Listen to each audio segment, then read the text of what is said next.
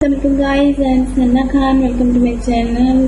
तो आज की रेमेडी में आपके लिए ये लेके आई हूँ कि किस तरह से हम बीमार रह सकते हैं हमेशा की तरह। जी हाँ गाइस, तो जिन लोगों ने मेरे चैनल को सब्सक्राइब नहीं किया प्लीज़ मेरे चैनल को सब्सक्राइब कर दीजिएगा, वीडियो को लाइक एंड कमेंट कर दीजिएगा, शेयर कर दीजिएगा। जी गाइस, तो वक्त आपकी जिन पर बहुत ज़्यादा मंफी असर मरतब कर जाता है, जबकि आलूदगी मेरे स्किन को बहुत ज़्यादा डैमेज करके सूरज की रोशनी चेहरे की बैरूनी तय को ख़त्म कर देती है।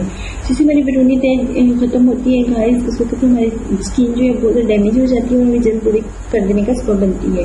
और एक कुदरत के अनासर से बचना बहुत ज़्यादा मुश्किल होता है।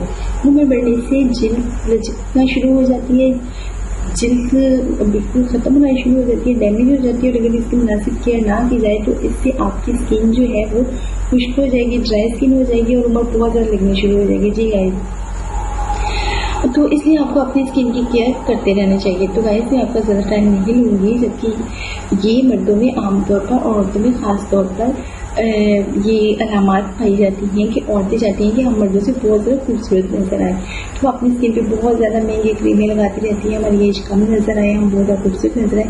तो ये उनकी गलत फहमी होती है, इससे कोई फ़र्क नहीं पड़ता। तो गाइस, मैं आपको बताऊँगी कि चीनी से किस तरह से आप अपनी स्किन को फिर से जमा कर सकते हैं, फिर से जमा हो सकते हैं। जी हाँ, तो आपने चीनी लेनी है, चीनी को लेकर आपने अपने फेस पे अच्छे से लगा लेना है। लगाने के बाद आपने इसे 5 मिनट के लिए छोड़ देना है। जैसे आपने 5 मिनट के लिए छोड़ देना है, उसके बाद आपने इसका अच्छे से मसाज करना है। मसाज करने के बाद आपने अपने फेस को ठंडे पानी के साथ वॉश कर लेना है। ये जो चीनी होगी आप अपने हाथों पे गर्दन पे यूज़ कर सकते हैं। इसका